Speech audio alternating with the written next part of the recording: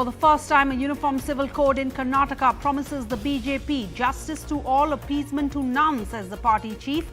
A Jumla manifesto says the Congress, Amit Shah and Rahul Gandhi hold rallies as campaigning reaches a crescendo in the poll-bound state. The 6-month waiting period for divorce or the cooling off period no longer mandatory. The Supreme Court rules in cases of mutual consent divorce. GST revenue collections for April 2023, the highest ever at 1.87 lakh crore, the Finance Ministry reports.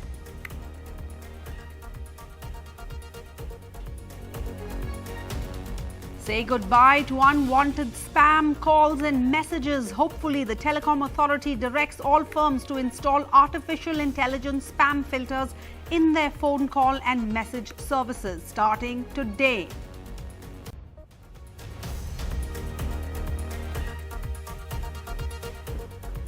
All right, it has been a busy political Monday in the poll-bound state of Karnataka.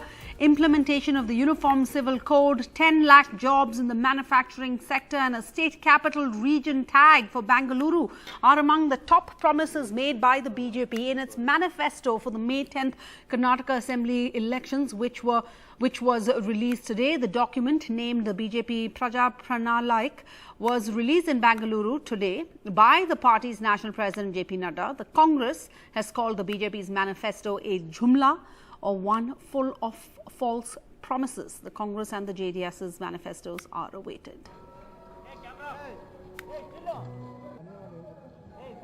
One thing more I would like to say here is about the 6 years of the Indian National Congress misrule, where the good work done by Bharatiya Janata Party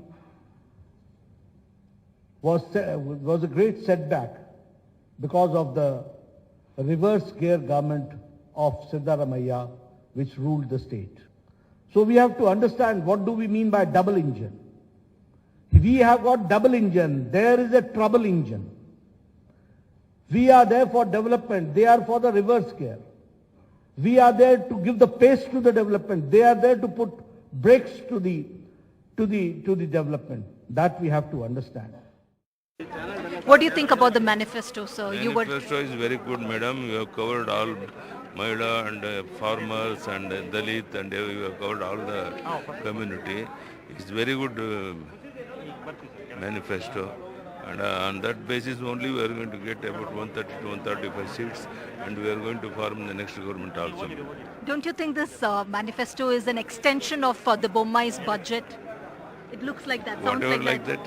Right? Left. Don't you think?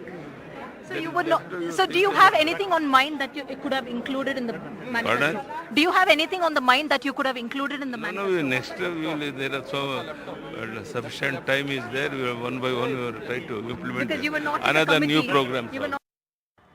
Mr. Shivkumar, today the BJP has released their manifesto. When you release your promises, they call them freebies, and today the BJP is saying 3 gas cylinders, and specifically they are talking about uniform civil code and other issues. What do you have to say about the BJP manifesto? BJP manifesto has completely failed. They are just talking on 3 cylinders.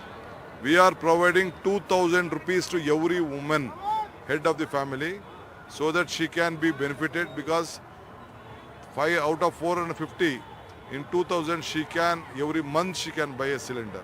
She can see that her house can be sorted out. 1,200 unit of free power. For graduates, 3,000 rupees. For the woman who travels in bus, in the KSRTC, in the BMTC, in the government bus, it will be a free travel. We know the budget, we know the financial strength. We want to help because of the price rise. BJP, whatever may they tell, entire government, the double engine has failed. Here they are asking, they are showing Modi face. Modi face can't work in Karnataka. It is the local Kannadiga. We will fight. We will give a government with a good governance. Very interesting thing in their manifesto is half a kiloliter of Nandini milk to the below poverty line families. Is this somewhere an impact of Congress picking up the Amul versus Nandini issue, you going yourself to a Nandini booth? See, they are, I think, unnecessary. They doesn't know the value of a farmer. The water bottle is 23 rupees. We are giving to the farmers 28 rupees. Congress party is giving 5 rupees now. Tomorrow there will be a manifesto which we are going to help the farmers. This half liter, no family will just, they are trying to pick up on some sentiment. They have already brought Nandini to the bottom and Amul to the upper end. We protect Nandini, we protect our farmers, we support our milk. Nandini is our pride and we will protect it, and we will see that all the farmers who are running their cattle will be safeguarded. Are you worried somewhere, sir, with the Uniform Civil Code and the talks of commissions being made to see religious conversion and all those? Are you worried that it is going to somehow polarize the election? Nothing will happen. No, nothing will happen. Karnataka people are well matured, educated. They have a basic common sense. Nothing will work out in Karnataka. Karnataka will work out only the development agenda. The food has to be, the stomach has to be filled. Employment has to be given. They want a peace state. Karnataka is a peace state. It is a Shanti Tota. We believe in communal harmony. All right, so the Congress, they're upbeat about its prospects in the poll-bound state, especially on the heels of top BJP leaders, the former Chief Minister Jagdish Shettar and the former Deputy Chief Minister Lakshman Sawadi switching over to the Grand Old Party. Today we saw the Home Minister along with Rahul Gandhi, both of them holding rallies and taking part in various programs in Karnataka. The BJP faces a challenge in retaining the Lingayat vote bank post these high-profile exits over ticket distribution, and they're focusing exclusively on Karnataka, the only state where it holds power in the south, hoping for a second consecutive term in power. And they've been rolling out the party's big guns. Union ministers, the party's top leaders, all of them have been campaigning in the state. हमने 4% मुस्लिम reservation, 4% मुस्लिम reservation खत्म कर लोकलिगा, Lingayat, SC और ST का reservation बढ़ाया है। अगर Congress party आई तो ये सारा रिजर्वेशन लेकर फिर से मुस्लिम रिजर्वेशन लाएगी। कर्नाटक की जनता ने बीजेपी की सरकार को 40% की सरकार कहा है। मतलब जो भी ये काम करते हैं, छोटा से छोटा काम हो, बड़ा काम हो, कर्नाटक की जनता से 40% कमीशन चोरी करते हैं। आप कर्नाटक के चुनाव में आते हो, कर्नाटक की बात नहीं करते हो, अपनी बात करते हो। आपको यह बताना चाहिए कि आपने पिछले 3 सालों में कर्नाटक में क्या करवाया।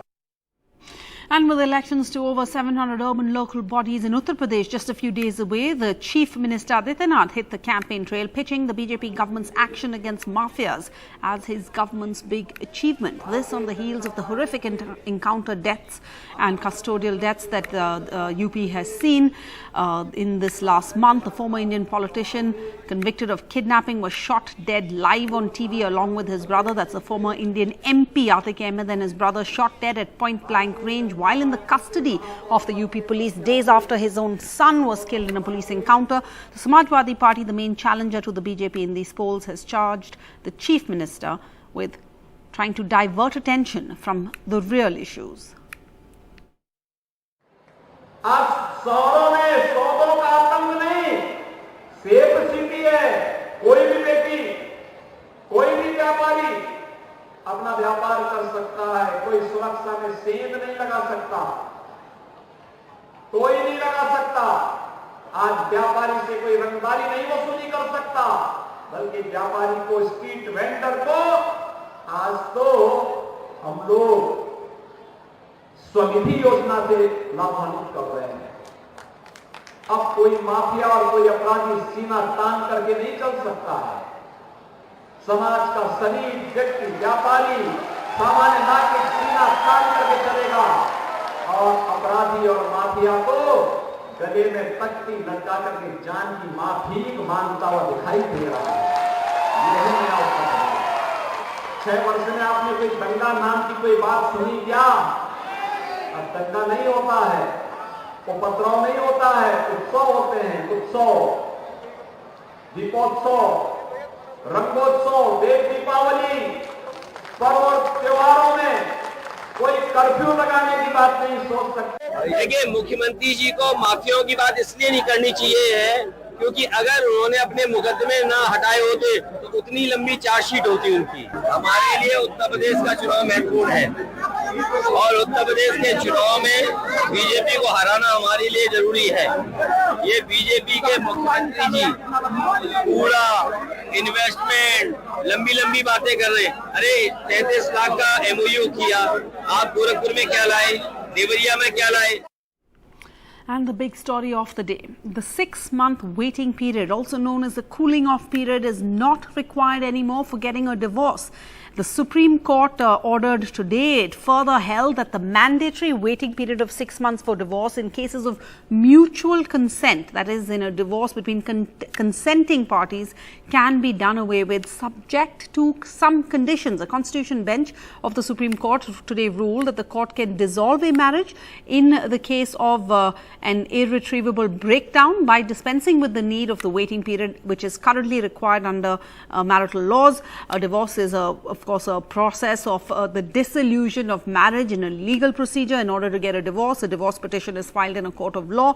Once a decree or a judgment has been passed by the court in favor of the divorce petition, the marriage of the spouses terminates. But under section 13B.2 of the Hindu Marriage Act, both parties seeking divorce have to wait between 6 to 18 months from the date on which they presented their petition to obtain the divorce decree. Now, this 6-month period is given so that parties have ample time to withdraw their plea if they'd like to. But joining us for more on today's Supreme Court order, Malvika Rajkotia, an advocate of the Supreme Court, an author of Intimacy Undone, a book which explores the patriarchal world of divorce courts. Also, Mrinalini Deshmukh, senior marital lawyer from the Bombay High Court, joining us. And we also have Rachna Shukla on the news at 8 tonight. I beg your pardon. Malvika Rajkotia, to you first. Is this, and if so, why is this a landmark order? Is this a progressive order? What does it mean on the ground? Yes, it is a landmark order, and not just for the reasons that you have mentioned, because it's not just about the cooling off period being waived, because that was always there as discretionary. What is important here is that under Article 142 of the Constitution, the Supreme Court has the power to do what was called to complete justice, certain residuary power to do complete justice in a matter. And the question was whether it could exercise that power to grant a divorce even when there was no mutual consent, once two contesting parties, after very often decades, have reached the Supreme Court. And what is landmark is the message that the situation is not just that prevailed at the time of filing of the petition, but all the subsequent years, because it's a dynamic situation, and long separation by virtue of the filing or because of the refusal of a divorce, or even if there is refusal of divorce, there's hardly ever a resumption of cohabitation anyway. Yeah. Could then be an instance for the court to do complete justice and actually grant the divorce, notwithstanding contest. No, okay. But so can I ask you this, Ms. Rajkotia? It is a landmark because we subscribe, Why would a divorce case have to go all the way to the Supreme Court? Can it not be, should it not be handled at the family court?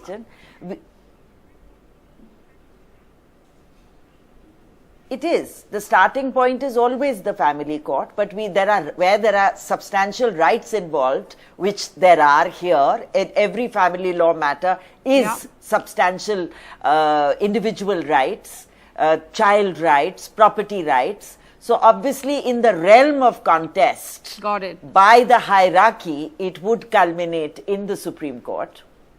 All right. And very often there would be that many years that would have gone by, and the court empathizes with that condition and says, we will retain the power to do complete justice then. And that's how they brought up irreparably, it's a when you say a marriage is irreparably. Of residuary power which can be... Yes. Sorry, we're having a delay. Mrinalini Deshmukh, then Sorry, could you you were explain to us, is that why, and the court mentioned today in its order, the case of irretrievable breakdowns of marriages? Could you explain that, the use of that term in this context? Okay. So I think we need to understand how the marriage laws in India work. So there is what is known as a mutual consent divorce, and the other one which is known as a contested divorce, where one of the parties is seeking divorce, the other one is opposing for various reasons. Yeah. Some of the reasons could be they want to save the marriage. The other reason could be because he or she is not agreeable to the terms of the settlement, and that is why mutual consent is not happening. Or the third reason would be other various reasons where their children are very young, they want a divorce, but they want to keep the family ties together, and so on and so forth. Unfortunately, in India, we do not have what is known as a no-fault divorce. If I want to divorce my spouse, then I have to either take his consent, so it's a mutual consent, or if he doesn't do, then I have to go on what is known as the fault grounds of divorce, which is either cruelty, desertion, etc. So I have to prove those grounds, that there was cruelty perpetrated, mental or physical, there was desertion, there was adultery, so on and so forth.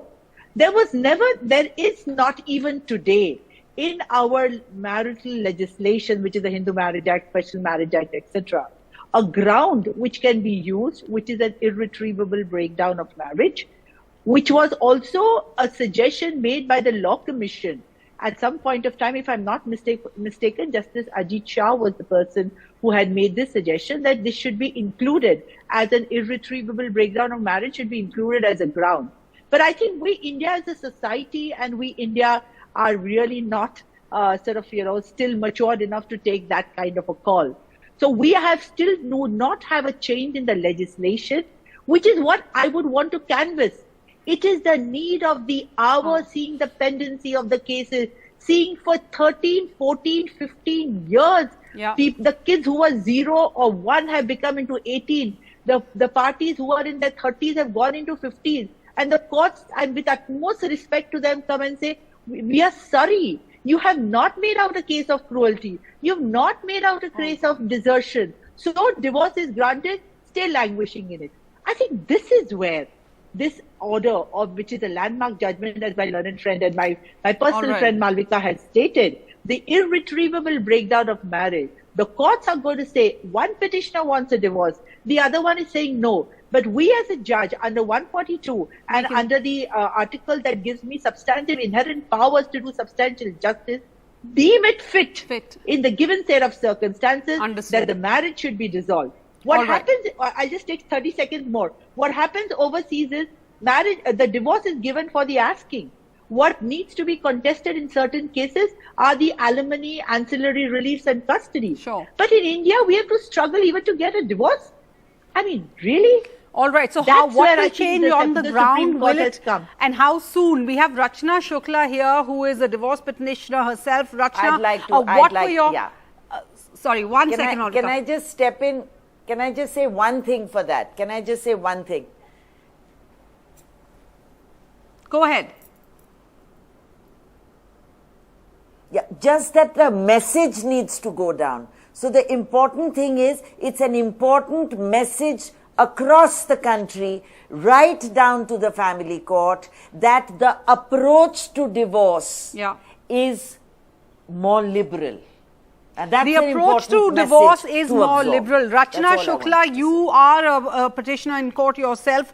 Your reaction, what did you feel like when you heard today's order? I'm not a petitioner. Petitioner is the husband and I'm the respondent. All right. Yeah. So today's order has actually two parts to it. One is, waiving off the cooling off period of the mutual consent, which I think is really good. And the trend has already started on this, so it doesn't come as something new to me, but it seems that it has been reinforced. Yeah. Now, the second part is irretrievable breakdown of marriage. So what happens is, under most circumstances, so is in mine, adultery, cruelty, irretrievable. The three things are there, the standard things with our husband. He will just go to the courts and say that these are the three grounds and therefore please kindly grant me the divorce from this lady. And now what happens to the settlement? What happens to the permanent alimony? What happens to the factor that you have spent so many years serving the person and their household? What happens to, considering the age at which I am, and if there are children involved, what happened to them? Correct. So those factors are completely ignored by the petitioner. In my case, it's the petitioner husband, and what happens is, just because these three grounds seems absolutely correct to them, then it becomes irretrievable breakdown of marriages. So now, of recently, I think this judgment is fantastic, and the grounds which have been laid down describing what irretrievable breakdown of marriages is really going to go down to the family courts, and they're going to consider it really wisely now, because a lot of petitioners, especially if they happen to be husbands, started picking up this trend of approaching the courts under Article 142(2) or 226 to the High Courts.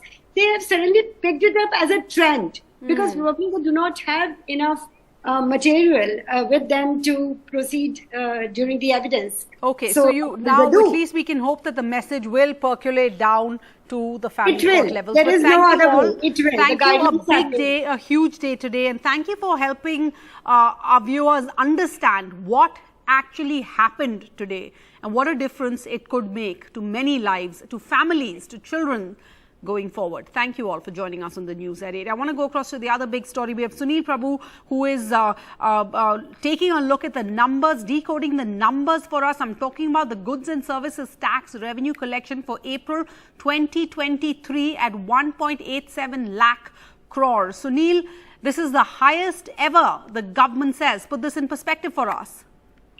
Well, this is a huge step. This is a great start for the financial year for the finance industry. 1,87,000 crores, even if you count approximately 34,500 coming through imports that are taking place. This will help the center, will help the states, and more importantly, set the stage for actually the government of India to get that magical figure.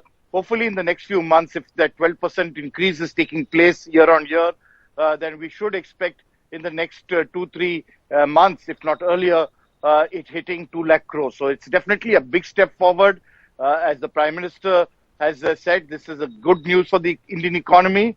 More importantly, good news for the finance ministry and other finance ministers, and hopefully set the stage for more GST reforms and ensuring that people and better GST collections by increasing the base in the months to come. Of course, we are in an election year. It's difficult, but definitely a huge big step forward. A huge step. Thanks so much, Sunil, for that. We also have some major good news for mobile phone users. The Telecom Regulatory Authority of India has directed all phone companies to install artificial intelligence spam filters in their phone call and message services. And this new regulation is supposed to come into force from today. Sakshi has the details. Spam calls and SMSs are now going to be a thing of the past, thanks to the modified calling regulations introduced by the telecom regulator.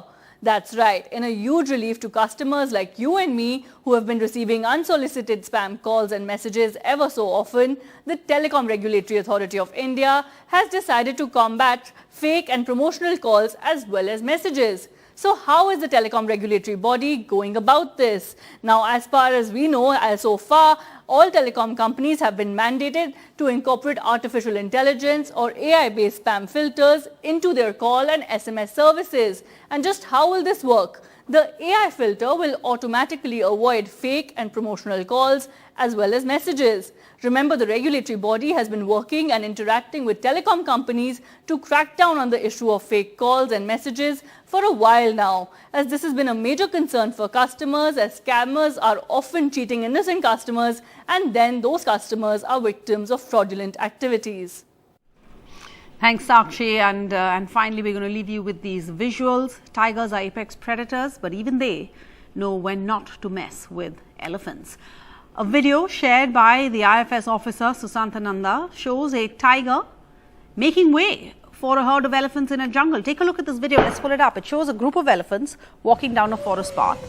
And then when the tiger spots them, what does he do? It sits down and waits for the herd to pass, basically giving them the right of way. The herd then advances slowly. They've caught sight of the big cat, but they seem unconcerned about it. You can see the text of the tweet that accompanied this also said this is the way of the jungle, the way these animals give messages to each other and learn to coexist together.